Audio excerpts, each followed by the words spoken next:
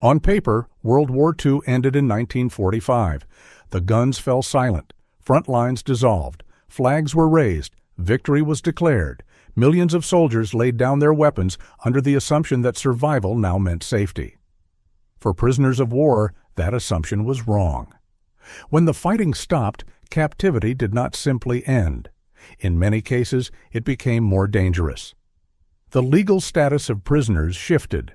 Political priorities replaced humanitarian ones, and the protections promised under international law were quietly subordinated to post-war strategy.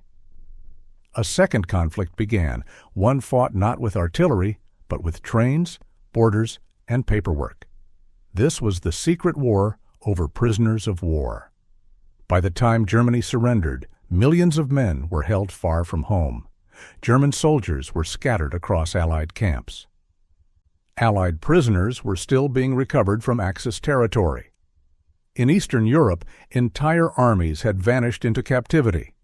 What followed was not a single policy, but a patchwork of decisions shaped by fear, revenge, logistics, and geopolitics. Publicly, the Allies spoke of repatriation. Privately, they debated control. The problem was scale. Never before had so many prisoners been held across so many jurisdictions at the same time. Camps overflowed. Transport networks were shattered. Records were incomplete.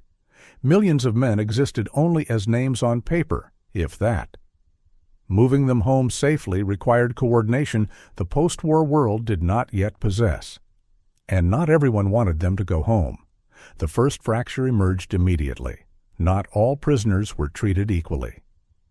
German POWs in Western Allied custody were classified differently from those in Soviet hands. Former Axis soldiers captured late in the war were often reclassified as disarmed enemy forces, a technical distinction that allowed governments to bypass certain obligations. This reclassification was legalistic and intentional. It reduced responsibility. By shifting categories, authorities gained flexibility. Food rations could be adjusted. Labor could be demanded. Timelines could be extended. The war might be over, but prisoners remained assets. In the East, the situation was harsher. Millions of German soldiers captured by the Red Army disappeared into a vast network of camps stretching across the Soviet Union. Their fate was not repatriation, but extraction, of labor, of punishment, of political leverage. Survival rates varied dramatically. Return was uncertain. For many, captivity became a sentence measured in years. But the most explosive conflict over prisoners involved not Germans, but Allies themselves. As Allied armies advanced, they liberated millions of prisoners, including forced laborers, concentration camp survivors, and soldiers captured earlier in the war. Among them were Soviet citizens who had survived German captivity. Their liberation triggered a quiet crisis. To the Western Allies, these men were victims of Nazi aggression. To the Soviet leadership, they were potential traitors. Stalin had made his position clear early in the war. Surrender was betrayal. Soviet soldiers captured by the enemy were presumed compromised. When the war ended, the Soviet Union demanded their return, not as heroes, as suspects. This demand placed the Western Allies in an impossible position. They could refuse and risk a diplomatic rupture with the Soviet Union at the very moment Europe was being divided. Or they could comply and knowingly send men back to a system that would punish them. They chose compliance. The process was systematic. Soviet POWs and displaced persons in Allied zones were identified, gathered, and transferred eastward, often by force. Protests were ignored. Resistance was suppressed. Entire camps were emptied overnight. Official language framed this as repatriation. In reality, it was coercion. Many of those returned disappeared into the Gulag system. Some were executed. Others were sent to labor camps for years. Families were stigmatized. Survival did not guarantee freedom. The Allies knew this. Reports circulated. Intelligence briefings warned of consequences. testimonies accumulated. But geopolitical priority outweighed humanitarian concern. Maintaining Allied unity and managing the emerging balance of power took precedence over the fate of individual prisoners. This decision would haunt the post-war order. At the same time, former Axis soldiers held in Western camps faced their own uncertainties. Food shortages were severe, camps were overcrowded, mortality rates spiked in some locations. Oversight was inconsistent. These conditions were not designed as punishment. They were the result of collapse, but they blurred the line between captivity and retribution. Public attention was minimal. The world was focused on trials, reconstruction, and relief. The suffering of prisoners, especially enemy prisoners, generated little sympathy. Silence prevailed. The legal framework meant to protect prisoners of war, the Geneva Conventions, remained in force. But enforcement depended on political will. That will was uneven. In many cases, prisoners were treated not as individuals with rights, but as logistical problems to be solved. Trains became instruments of policy. Borders became barriers or conduits. Paperwork decided survival. The secret war over prisoners was not a conspiracy. It was an accumulation of decisions, each justified by necessity, each eroding protection slightly, until the outcome no longer resembled justice. Men who had survived the battlefield found themselves bargaining with bureaucracies. Those who resisted were punished. Those who complied vanished quietly. The war's end exposed a fundamental truth. Victory did not guarantee mercy. For prisoners of war, peace introduced new dangers: political suspicion, forced movement, indefinite detention, and deliberate neglect. Their suffering did not fit the victory narrative, so it was minimized. What happened to prisoners after 1945 reveals the limits of post-war morality. It shows how quickly humanitarian principles can be subordinated when alliances shift and priorities harden. The war had ended, the rules had not caught up, and for millions of men caught between borders and ideologies, the end of fighting marked the beginning of a new struggle, one that would leave few records, fewer witnesses, and almost no public reckoning. This episode is about that struggle, and about the decisions that ensured it remained largely invisible. The word used was repatriation. It sounded humane, orderly, inevitable. In reality, it masked one of the most controversial and morally compromised decisions of the post-war period: the forced return of prisoners and displaced persons to states that considered their survival a crime. This policy did not emerge accidentally. It was negotiated, formalized, and enforced with full awareness of its consequences. The core principle was simple. Every citizen would be returned to their country of origin. On paper, this respected sovereignty. In practice, it ignored reality. For millions of prisoners, home was no longer a place of safety. It was a destination of interrogation, punishment, or disappearance. No group illustrates this more clearly than Soviet prisoners of war. During the war, millions of Soviet soldiers had been captured by German forces. Many survived through forced labor, starvation, or sheer endurance. When Allied armies liberated camps in Western Europe, these men believed they had reached safety. They were wrong. The Soviet state had already decided their fate. Stalin's wartime orders treated surrender as treason. Capture implied ideological weakness, collaboration, or moral failure. Even those taken unconscious or wounded were suspect. Survival itself was incriminating. When the war ended, the Soviet Union demanded the return of all its citizens, regardless of circumstances. This demand was not framed as negotiation. It was presented as a condition of Allied cooperation. Western Allied leaders understood the implication. Returning these men meant delivering them to interrogation by Soviet security services. Intelligence reports made this clear. Testimonies from earlier returnees confirmed it. Yet the policy proceeded. The decision was driven by diplomacy, not ignorance. At the highest levels, Allied leaders concluded that refusing Soviet demands would endanger post-war arrangements, occupation zones, border settlements, and the fragile alliance itself. Humanitarian concern lost that calculation. Implementation followed swiftly. Identification teams combed camps for Soviet citizens. Lists were compiled. Language tests were conducted. Men who attempted to hide their origins were exposed. Resistance was common. Some prisoners pleaded. Others fled into surrounding countryside. Many fought physically when guards arrived to collect them. Force was used. Transfers occurred at night. Camps were surrounded. Trucks arrived without warning. Entire groups were moved before protests could spread. Official records describe these operations as routine transfers. Survivor accounts describe panic. Upon crossing Soviet lines, returnees were not welcomed. They were processed, interrogated, classified. Some were released after screening. Many were sent to labor camps. Others vanished into prisons or execution sites. Families were affected as well. Relatives of former POWs were stigmatized. Careers were blocked. Surveillance followed them for years. The war's punishment extended into peace. What makes this policy especially stark is that it was not limited to soldiers. Displaced civilians, forced laborers, refugees, and political exiles were also subject to repatriation agreements. Some had fled Soviet rule before the war. Others feared return more than homelessness. Their objections were irrelevant.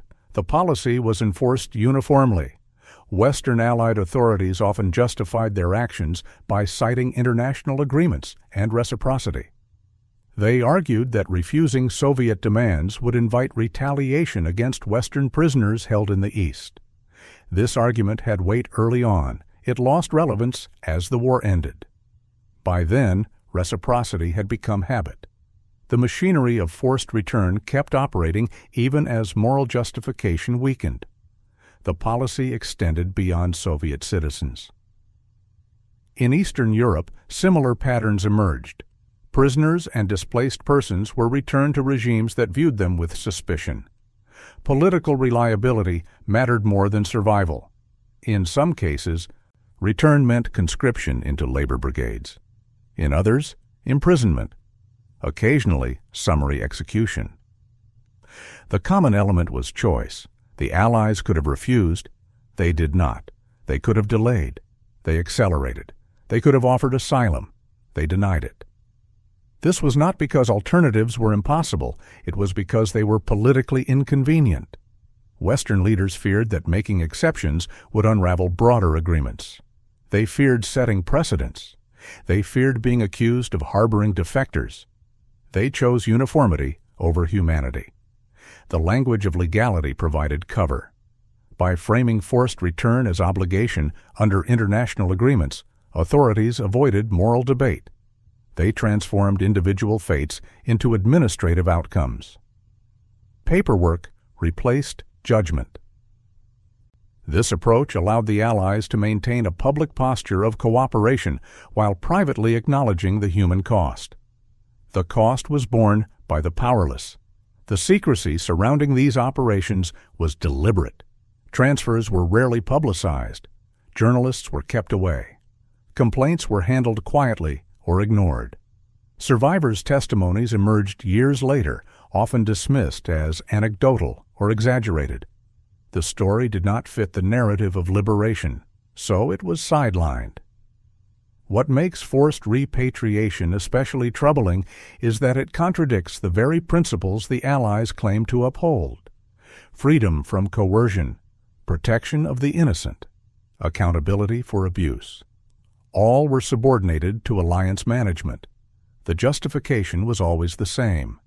The war had just ended. The peace was fragile. There was no room for moral absolutism. This logic had consequences. It taught post-war states that humanitarian principles were negotiable, that sovereignty outweighed individual rights, that survival could be punished retroactively. The precedent lingered. Forced repatriation didn't end in 1945. It shaped how displaced persons were treated for years. It influenced asylum policy. It informed Cold War border control. It also shaped memory. For decades, this episode remained largely absent from official histories. Survivors spoke quietly. Archives remained sealed. Responsibility diffused. The Allies preferred not to revisit it. But the silence did not erase the facts. Millions were moved against their will. Thousands died as a result. The decision was known, debated, and executed deliberately. Forced repatriation was not an accident of chaos, it was a choice made in the name of order, and it reveals how quickly humanitarian ideals can be sacrificed when peace is negotiated under pressure. The next question is unavoidable. If prisoners were treated as bargaining chips between states, what happened to those who could not be repatriated or were deliberately kept in captivity for reasons that had nothing to do with justice? If you want World War II history beyond battles, the decisions made after victory, the choices that shaped millions of lives in silence, subscribe to WW2 Declassified. This channel documents how the war truly ended for those who survived it. When the legal justification for captivity ended, imprisonment did not. For millions of prisoners of war, the moment peace was declared did not mark release. It marked reclassification. The war was over. Their captivity continued. This continuation was not accidental. It was engineered through administrative language, legal ambiguity, and deliberate delay. Prisoners were no longer enemies in combat.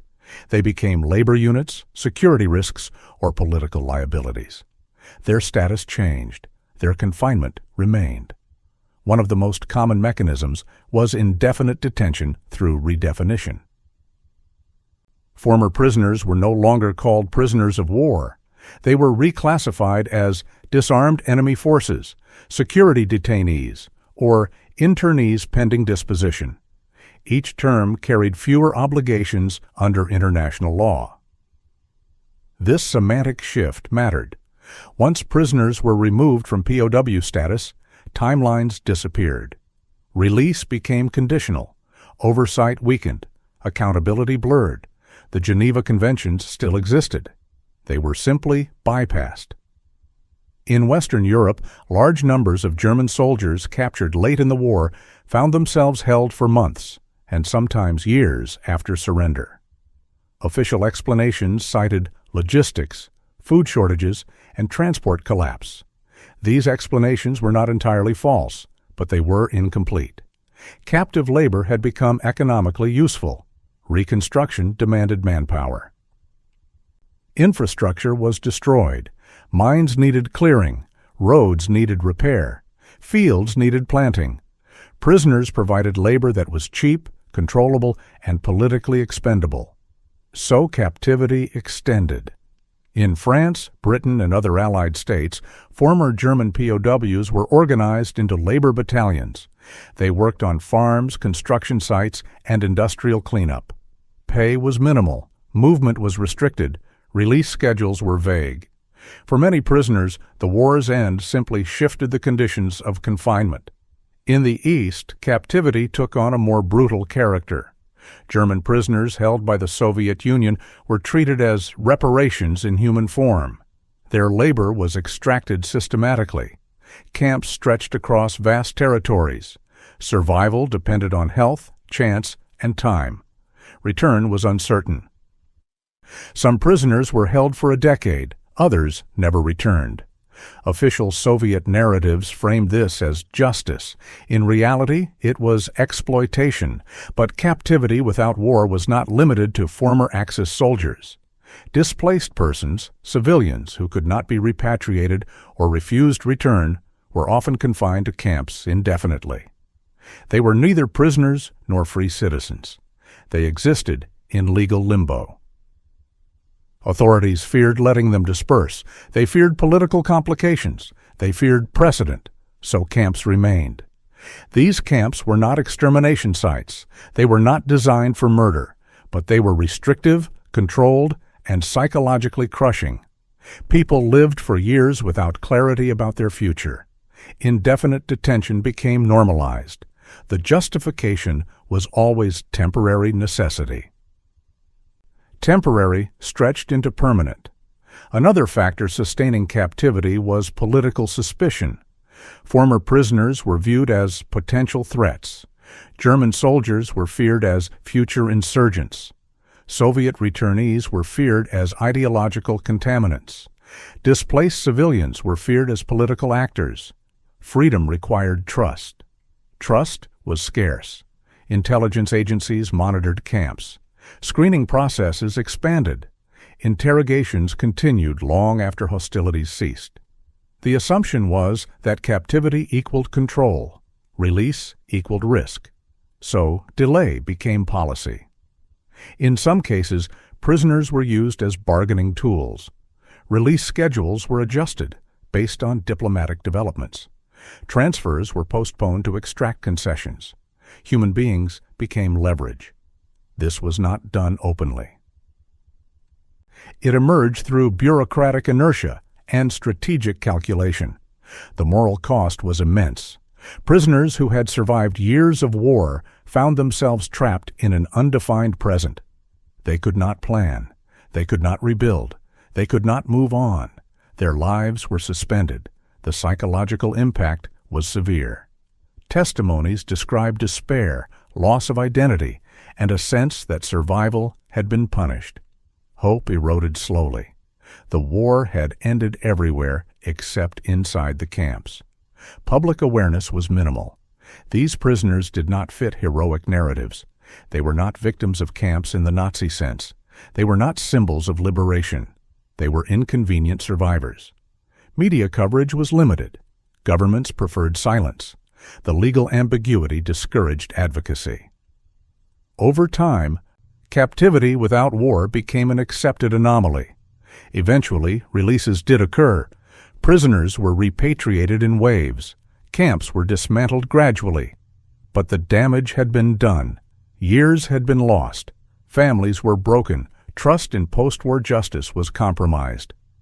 The continuation of captivity after 1945 exposes a deeper truth about the post-war order. Peace was not defined by law alone. It was defined by power. Those without power remained confined until their freedom no longer posed inconvenience. The war ended on paper. Captivity ended when it became unnecessary. This reality challenges the comforting image of liberation as an instant moral reset. It reveals how quickly humanitarian protections can dissolve once their political utility fades. And it raises the most troubling question of all. If prisoners could be held, transferred, or exploited after the war, with little accountability, who was responsible and why was there almost no reckoning afterward? What happened to prisoners after 1945 was not a secret in the narrow sense. Reports existed, complaints were filed, diplomats exchanged memoranda, intelligence agencies tracked outcomes. And yet, almost no one was ever held accountable.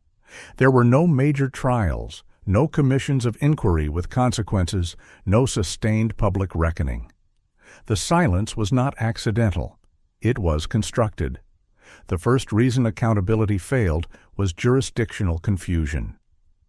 Post-war Europe was divided into occupation zones, each governed by different authorities, laws, and priorities.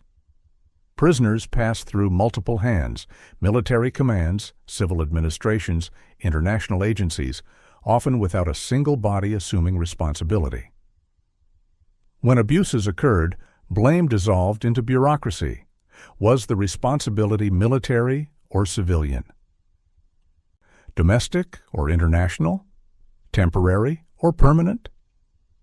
Each layer deferred upward or outward. No institution claimed ownership of the problem. The second reason was legal ambiguity. The Geneva Conventions provided protections for prisoners of war, but they were written for wartime captivity, not for the aftermath of total victory. Once hostilities formally ended, legal categories blurred. Prisoners were reclassified. Statuses were renamed. Obligations weakened. Abuse occurred in a gray zone where legal definitions were contested. Governments argued that existing conventions did not apply cleanly to post-war detention, forced labor, or delayed repatriation. This ambiguity became a shield. Without clear legal violation, accountability stalled. The third reason was reciprocity fear. Every Allied power had engaged in practices that could be scrutinized: forced labor, extended detention, coercive transfers, harsh camp conditions. Opening investigations risked mutual exposure. No government wanted to establish a precedent that might be used against it or against its allies. So restraint became mutual. Each side tolerated the silence of the others. The fourth reason was political exhaustion. By 1946 and 1947, publics were weary. Trials had already occurred. Reconstruction dominated attention. Food shortages, housing crises, and political realignments consumed energy. Prisoners, especially enemy prisoners, were not a priority. Raising the issue risked backlash. It threatened the fragile legitimacy of post-war governments. It complicated alliances just as Cold War tensions hardened. Silence was easier. The fifth reason was narrative risk. The Allied victory depended on moral clarity. Accountability for post-war abuses would blur that clarity. It would challenge the image of liberation as benevolent and final. Governments feared that exposing these policies would undermine public trust, so they avoided exposure. Official histories emphasized reconstruction and justice at Nuremberg. What happened in camps after surrender remained footnotes, if mentioned at all. The sixth reason was the victims themselves. Many prisoners returned home weakened, stigmatized, or traumatized. Some feared retaliation. Others believed speaking out was pointless. Many simply wanted to rebuild their lives. Their silence was not consent. It was survival. Without organized advocacy, their experiences faded from public view. The absence of accountability became self-reinforcing. No trials meant no headlines. No headlines meant no pressure. No pressure meant no action. By the time archives opened decades later, the moment for justice had passed. Witnesses were dead. Perpetrators were elderly or gone. Legal remedies were symbolic. Delayed justice became historical commentary rather than consequence. The contrast with wartime accountability was stark. Nuremberg established that crimes committed during war could be punished, even years later. But post-war abuses fell outside that moral frame. They were treated as unfortunate necessities rather than violations. This distinction mattered. It signaled that humanitarian principles applied unevenly. That power determined accountability. That victims without political leverage could be ignored. The absence of reckoning had lasting effects. It taught states that extraordinary measures taken in the name of stability would not be questioned. It normalized the idea that human rights could be suspended quietly after emergencies ended. This lesson carried forward into later conflicts. Post-war treatment of prisoners became a template, not for law, but for practice. It showed how easily protections could erode once public scrutiny faded. The silence surrounding these abuses was not total. Scholars uncovered fragments. Survivors testified. Journalists occasionally broke through. But without institutional acknowledgement, these revelations remained marginal. They challenged memory, not policy. The Allies had created a hierarchy of suffering. At the top were crimes that defined the war: genocide, mass murder, ideological violence. Below them were abuses deemed secondary, inconvenient, or destabilizing to confront. Post-war captivity fell into the second category. It did not fit the story the world wanted to tell, so it was excluded. This exclusion reveals a deeper truth about the post-war order. Justice was not a universal principle applied evenly. It was a managed process shaped by priorities. Those priorities did not include prisoners once they stopped being useful symbols. The lack of accountability after 1945 is not simply an oversight. It is evidence of how peace was negotiated, not just between states, but between morality and power. The prisoners were caught in that negotiation. They paid the price. The question that remains is not only why there was no reckoning, but what this silence tells us about the nature of post-war justice itself. The treatment of prisoners after 1945 did not end with their release, return, or disappearance. Its consequences extended forward, quietly, structurally, into the legal frameworks, political instincts, and moral assumptions of the Cold War world. What happened to prisoners after victory became a template, not a written one, a practiced one. The first lasting consequence was the normalization of emergency logic after peace. World War II ended, but the mentality of exception did not. Governments learned that extraordinary measures, forced transfers, indefinite detention, coerced labor, could continue beyond the battlefield if justified by stability or security. The line between war and peace blurred. This blurring mattered. International law had been built on the assumption that war was temporary and peace restored normalcy. Post-1945 prisoner policies demonstrated that states could extend wartime practices into peacetime without triggering accountability. Peace became conditional. The second consequence was a weakened universalism in humanitarian law. The Geneva Conventions were reaffirmed after the war, but their authority was already compromised. The post-war treatment of prisoners showed that compliance depended on politics, not principle. Protections existed. Enforcement did not. States learned that obligations could be reinterpreted, delayed, or bypassed through reclassification and legal ambiguity. Prisoners were no longer POWs.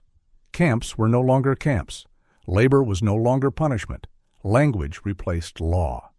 This erosion influenced later conflicts. Governments cited necessity. They invoked security. They used administrative categories to avoid scrutiny. The precedent was clear. The third consequence was the politicization of repatriation.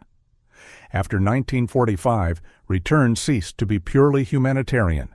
It became strategic. Who was returned, when, and under what conditions depended on alliance politics. Citizenship became leverage. Borders became tools. This logic carried into the Cold War. Defectors were redefined. Refugees became ideological symbols. Asylum became selective. The forced return of prisoners taught states that human movement could be managed for political ends, even against individual will. The fourth consequence was the stigmatization of survival. For many former prisoners, captivity after the war became a source of suspicion rather than sympathy. Soviet returnees were interrogated. German returnees were marginalized. Displaced civilians were treated as liabilities. Survival itself was politicized. This stigma shaped societies. Former prisoners struggled to reintegrate. Their experiences were minimized or questioned. Their suffering did not align with victory narratives. Memory excluded them. The fifth consequence was a silence that hardened into policy. Because there was no reckoning, there was no correction. Abuses were not acknowledged, so they were not learned from. Silence became institutional memory. This mattered when later crises emerged. Governments lacked precedents for accountability. Oversight mechanisms were weak. Exceptional practices resurfaced easily. The absence of reckoning created vulnerability. The sixth consequence was a distorted moral hierarchy. Post-war justice focused on crimes that fit clear categories: genocide, ideological murder, explicit brutality. Other forms of harm were downgraded: extended captivity, forced labor after surrender, coerced transfers, neglect. These became secondary. This hierarchy shaped how suffering was valued. Some victims were central to memory, others were peripheral. Prisoners after 1945 fell into the periphery. The seventh consequence was the erosion of trust in post-war institutions. For those directly affected, the message was unmistakable. Rights existed on paper. Protection depended on power. This perception undermined faith in international institutions long before such skepticism became widespread. It fostered cynicism about humanitarian promises. The post-war order appeared moral, but conditional. The eighth consequence was delayed historical reckoning. As archives opened decades later, historians uncovered fragments of this hidden chapter. Survivor testimonies resurfaced. The narrative of liberation became more complicated. But by then, accountability was impossible. The time for justice had passed. Only memory remained. This delayed reckoning altered how the war's end is understood. Victory no longer appeared as a clean moral resolution. It became the beginning of contested peace. The ninth consequence was the shaping of Cold War governance. Security services, border regimes, and detention policies drew on post-1945 experience. The idea that individuals could be held indefinitely for political reasons became normalized. The prisoner became a suspect. The refugee became a risk. The legacy of post-war captivity influenced how states managed dissent, migration, and loyalty throughout the Cold War. The 10th consequence was a warning embedded in history. What happened to prisoners after victory demonstrates how fragile humanitarian norms are when power shifts. Even in moments of moral triumph, compromise dominates. Even after total victory, suffering can be administratively extended. The war over prisoners did not shape headlines. It shaped habits. Those habits persisted. They remind us that peace is not simply the absence of fighting. It is a condition actively constructed, and often imperfectly. The treatment of prisoners after 1945 reveals how easily individuals can be sacrificed to preserve systems. It shows how quickly humanitarian ideals can be reframed as obstacles, and it exposes the cost of prioritizing order over justice when the world is exhausted. The prisoners were not forgotten because they were unknown. They were forgotten because remembering them complicated victory. That is their legacy, and it leads directly to the final question. If the war over prisoners was hidden, normalized, and unaccountable, what does that tell us about how the post-war world defined justice itself? When World War II ended, the world celebrated the defeat of tyranny. What it did not confront was how easily the habits of war could survive peace. The treatment of prisoners after 1945 reveals this contradiction with uncomfortable clarity. There was no single policy, no master plan, no conspiracy. What existed instead was a sequence of decisions, each justified as temporary, each framed as necessary, each narrowing the space for mercy.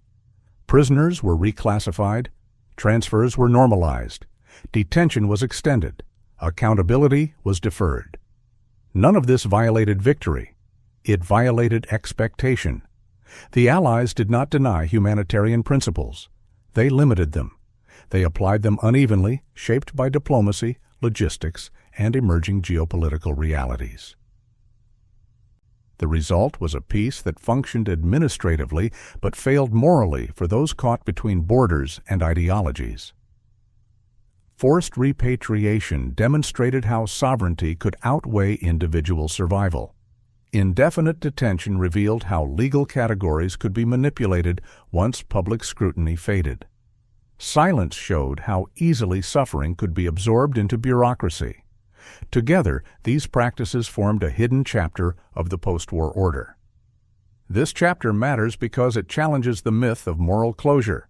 Victory did not reset ethics. It reorganized them. The prisoners of war after 1945 were not enemies in arms. They were test cases for how far humanitarian commitments would extend once the shooting stopped. The answer was clear. Humanitarian law would apply when convenient. Protection would yield to stability. Individuals would be sacrificed to preserve alliances. This reality shaped the Cold War world. It informed how refugees were treated, how borders were enforced, how detention was justified. The war over prisoners became a rehearsal for future crises. And like many rehearsals, it went unacknowledged. What makes this history difficult is not that it undermines Allied victory. It complicates it. It shows that even just wars leave behind moral debris. The Allies rebuilt Europe. They prevented collapse. They laid foundations for peace that endured.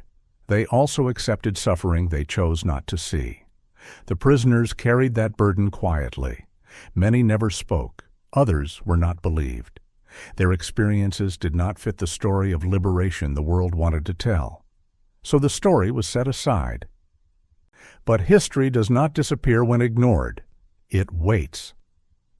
Understanding what happened to prisoners after 1945 forces us to ask uncomfortable questions, not about guilt, but about limits. How far do humanitarian obligations extend once power is secured? Who decides when necessity outweighs mercy? And how many lives can be compromised in the name of stability? These questions did not end in 1945. They echo through every post-war settlement, every refugee crisis, every moment when peace is declared but suffering continues. The secret war over prisoners of war reminds us that peace is not only made by treaties. It is made by how the powerless are treated when they are no longer useful. Victory ended the fighting. It did not end responsibility. That is the lesson buried in the camps, the trains, and the files. And it is a lesson that remains unfinished. If you want World War II history beyond the battlefield, the hidden decisions made after victory, subscribe to WW2 Declassified. This channel documents how peace was constructed and who paid the price. If you want to support this work directly, you can do that on Patreon. Your support keeps these long-form investigations independent, document-driven, and uncompromised. The link is in the description.